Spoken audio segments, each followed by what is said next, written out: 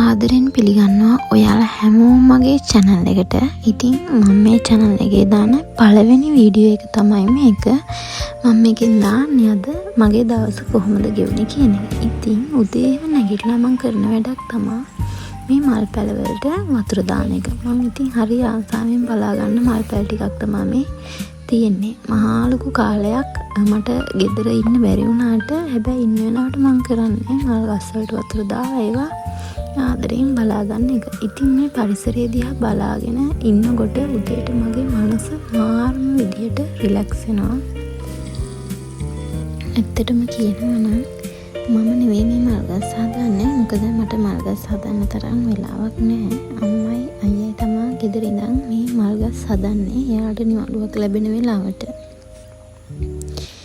ඉතින් මම මේ ඊළඟට ලෑස්ති වෙන්නේ මගේ කොණ්ඩෙට මාස්ක් එකක් දාන්න.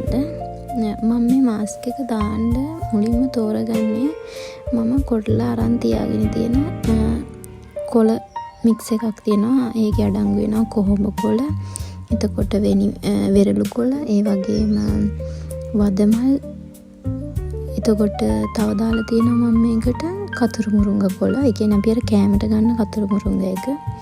ඒ ටික වේලලා කොටලා තමයි මම ඔය තියාගෙන ඉන්නේ. ලේසියට ඉක්මනින් ගන්න පුළුවන් වෙන.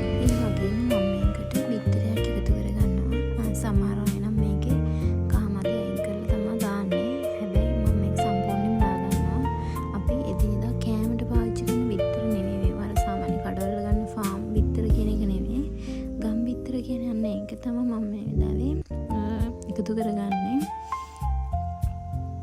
ඉතින් මම මේක හොඳට මික්ස් කරලා ටික වෙලාවකින් හොඳට මගේ කොණ්ඩේ ඇප්ලයි කරනවා. අපි බලමු කොහොමද මම මේක මගේ කොණ්ඩේට ඇප්ලයි කළේ කියලා.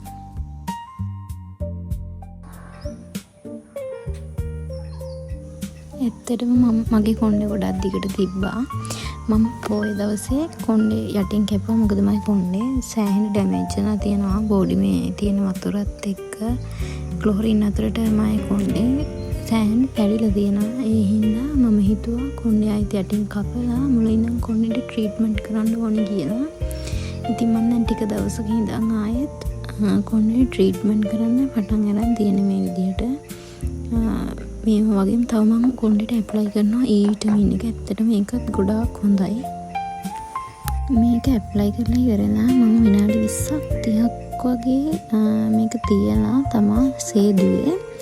අපි බලමු සේදුවට පස්සේ කොයි වගේ තියෙනද. ඇත්තටම මට නම් මේ පැක් එකේ ලොකු වෙනසක් දැනෙනවා කොණ්ඩේට. මේක මම පොඩි කාලයක් යූස් කරන එක නෙවෙයි, අවුරුදු 4ක් 5ක් වගේ කාලයක් ඉඳන් මම යූස් කරන දේ. මොකද මම කොණ්ඩේ තිබ්බ කෙනෙක් නෙමෙයි ලොකුවට. හැබැයි මම මේක යූස් කරලා මගේ කොණ්ඩේ සෑහෙන්න ඇදුනා. ඉතින් ප්‍රතිඵල තියෙන දෙයක් නිසා තමයි මම මේ විදිහට ඔයාලත් එක්ක මේක බෙදාගන්නේ.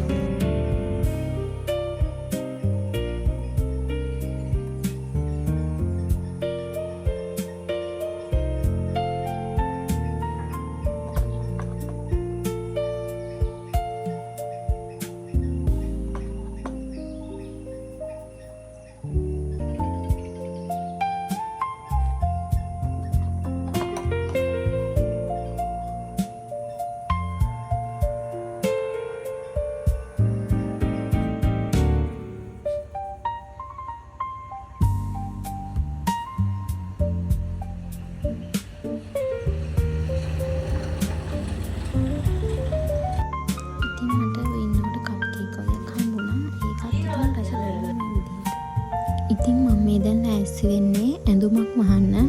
මට නෙවෙයි, ඇත්තටම අපේ අම්මට ගවුමක් මහලා දෙන්න කියලා දැන් දවස් ගානක් ඉඳන් කියනවා. මට වෙලාවක් තිබ්බේ නැහැ.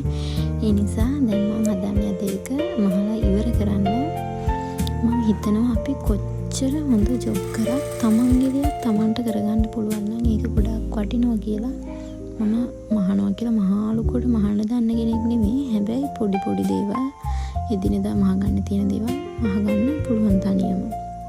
ගෑනමයි විදිහට ඔයාලටත් මට කියන්න තියෙන්නේ මේ වගේ දේවල්, පොඩි පොඩි දේවල් තමන් තනියම කරගන්න පුරුදු වෙන්න කියලා.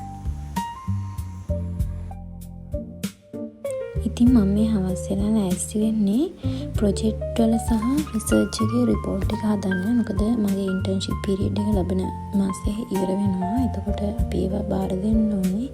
ඒ නිසා ඒවා හදන ගමන් තමයි මේ දවස්වල ඉන්නේ. ඉතින් එහෙනම් මම අදට ගිහින් එන්නම්. තව ඉදිරියට ඕනේ මොනවද කියලා ඔයාලා පහලින් කමෙන්ට් කරගෙන යන්න.